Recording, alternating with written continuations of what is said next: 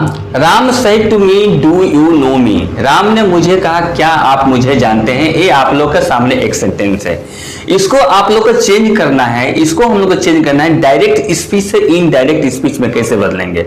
अगर वीडियो को शुरू से अंत तक आप लोग अगर देख लेते हैं तो आप लोग इस तरह का कोई भी सेंटेंस अगर आता है तो आप लोग लाइफ में कभी बोलेंगे नहीं। आप स्कूल में नहीं भी सीखेंगे और ट्यूशन नहीं भी जाएंगे तो आप लोग इस वीडियो को देख करके समझ जाइएगा। तो ध्यान से सुनिए, Ram said to me do you know me. अब राम सेड टू मी क्या है, अब यहाँ पर जो डू है, डू यू, यू के पहले जो डू लिखा हुआ है इसको ध्यान से देखिएगा। डू क्या चीज है, डू को इंग्लिश में बोलते हैं हेल्पिंग वर्ब और एक्सुलरी वर्ब्स, दो नाम से जानते हैं। और हिंदी में, आसामीज में, बांग्ला में इसे सहायक क्रिया के नाम से जाना जाता है। डू के स्थान पर यदि कोई भी सहायक क्रिया होता, 28 सहायक क्रिया में से do, does, is, am, are, has, have, did, was, were, had, shall, should, will, would, can, could, may, might, must, used to, ought to, dare to, यदि ऐसा कोई भी सहायक क्रिया होता है तो वाक्य के अंत में क्वेश्चन मार्क तो अवश्य होगा। This type of sentence is called interrogative sentence. यानी कि इस तरह कोई भी सेंटेंस अगर सहायक क्रिया से शुरू होता है तो उसको बोलते हैं इंटरोगेटिव सेंटेंस। यानी कि हिंदी, आसामीज, बांग्ला में प्रश्नवाचक वाक्य के नाम से जाना जाता है। तो अगर ऐसा कोई भी सेंटेंस हो तो उसे हम डायरेक्ट स्पीच से इनडायरेक्ट स्पीच में कैसे बदलेंगे, आप लोग इस वीडियो को शुरू से अंत तक ध्यान से देखिए। अगर ऐसा वाक्य एक सीख लेंगे तो आप लोग लाखों सेंटेंस अपने आप बना लेंगे। एक इस वाक्य को अगर आप सीख लेते हैं सुंदर से, तो विश्वास कीजिए कि ऐसा वाक्य पूरा दुनिया में कहीं से अगर आए लाखों सेंटेंस आप खुद बना पाएंगे। तो चलिए ध्यान से देखिए। आप सभी को बेस्ट नॉलेज में हार्दिक स्वागत और अभिनंदन है।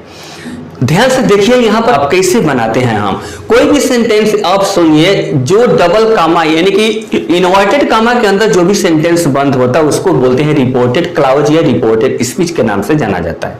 और जो इन्वर्टेड कामा के बाहर, जैसे राम सेड टू मी, ये सेंटेंस कामा के बाहर है तो इसको बोलते हैं रिपोर्टिंग क्लाउज या रिपोर्टिंग स्पीच के नाम से जाना जाता है। ये बात आप लोग ध्यान में अवश्य रखिएगा ठीक से, ठीक है।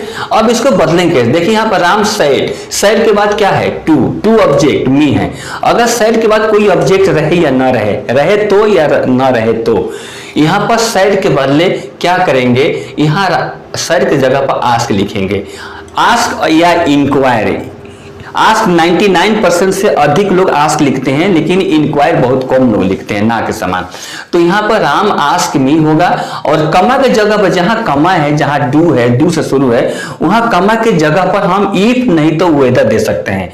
कोई एक देंगे, इफ नहीं तो वेदर। आप लोग का ध्यान रहे कि आई एफ इफ में होता है 2 लेटर होता है लेकिन वेदर में 7 लेटर होता है।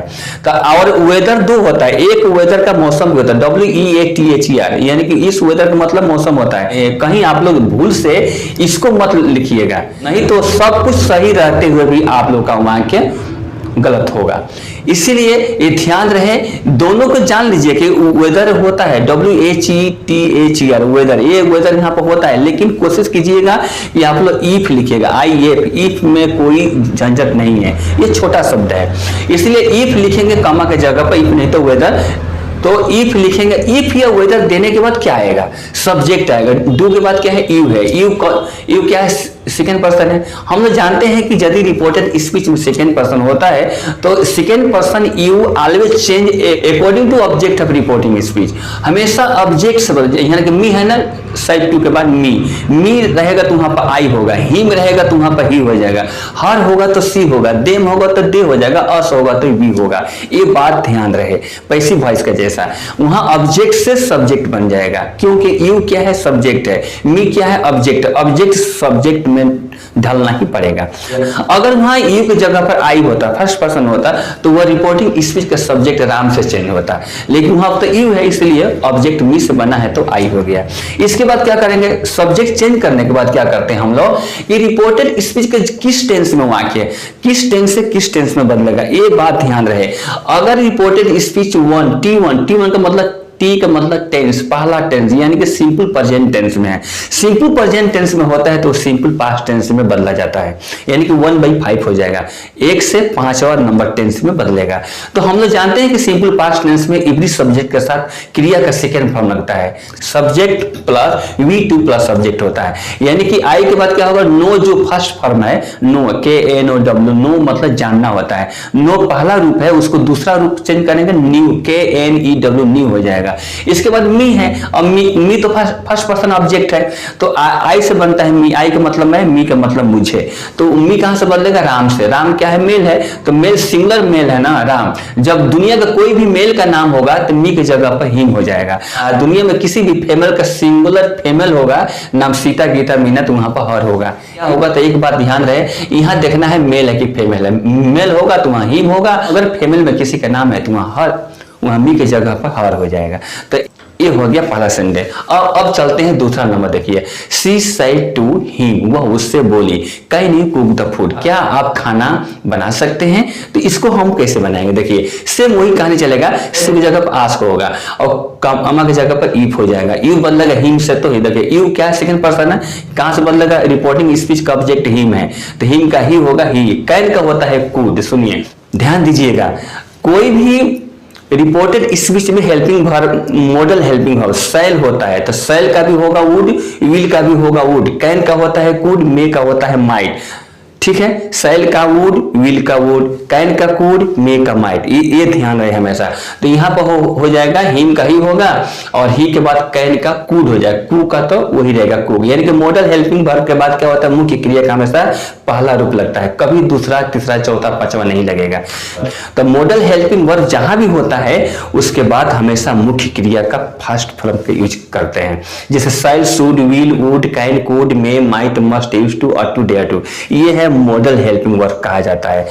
मॉडल हेल्पिंग वर्ब होता है 10, 10, सेमी मॉडल हेल्पिंग वर्ब 3 होता है 10। इसके बाद हमेशा क्रिया का फर्स्ट फॉर्म देते हैं, यहाँ होगा यानी कि she ask him if he could cook the food, और क्वेश्चन मार्क नहीं देंगे, यानी कि ध्यान रहे कि डायरेक्ट स्पीच में क्वेश्चन मार्क होता है लेकिन इनडायरेक्ट स्पीच में क्वेश्चन मार्क नहीं होता। कोई पूछे कि क्या कारण है, या कि वहां पर है यहाँ पर नहीं है, क्योंकि देखिए क्वेश्चन मार्क वहां देते हैं जब कोई सेंटेंस सहायक क्रिया से शुरू हो और WH फैमिली यानी कि question words what, where, when से शुरू होता है तो वहां क्वेश्चन मार्क दिया जाता है, लेकिन एफर्मेटिव सेंटेंस में क्वेश्चन मार्क नहीं होता। इस डायरेक्ट में हेल्पिंग वर्ब से शुरू है तो क्वेश्चन मार्क दिया गया है, लेकिन जब ये डायरेक्ट से इनडायरेक्ट में जब बदला गया है ये बन जाता है एफर्मेटिव सेंटेंस।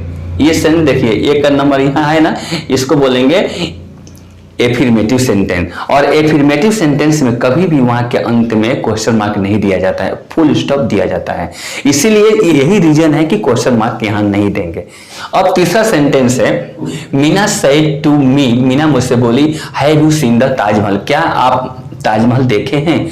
अच्छा अब यहाँ पर ध्यान दीजिएगा, अब मीना यहाँ सेड टू का आस्क होगा, मीना आस्क मी, वहां कमा का स्थान पर तो इफ तो रहेगा ही, इफ नहीं तो वेदर, इसके बाद यू बदलेगा मी से तो हो जाएगा आई और हैव। अब वहां देखेंगे टेंस क्या होगा, टेंस हैज और हैव जिसमें होता है उसको बोलते हैं प्रेजेंट परफेक्ट टेंस, और यानी कि T3/7 यानी कि तीसरा नंबर टेंस से 7 नंबर टेंस में चेंज हो जाएगा, यानी कि प्रेजेंट परफेक्ट से पास्ट परफेक्ट टेंस में बदलेगा। तो याद रहे अब क्या होगा, वहां पर मी का हो जाएगा आई और हैज हैव का हो जाएगा हैड। पास्ट परफेक्ट में हम लोग जानते हैं कि हेल्पिंग वर्ब हैड होता है, और हैज फैमिली जहां have family has have had, देखिए हैव से भी होता है हैज, हैव से ही हैड बनता है।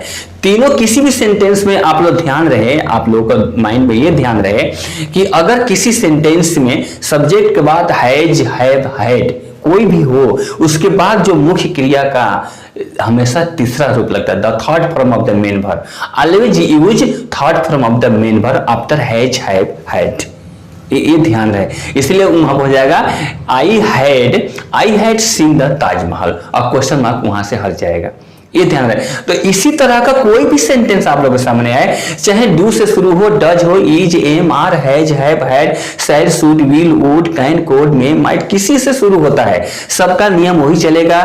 सैड या सैड टू को स्थान पर आस्क देंगे, कमा के जगह पे इफ नहीं तो वेदर, ये बात ध्यान रहे। कमा की जगह पर इफ देंगे, नहीं तो वेदर।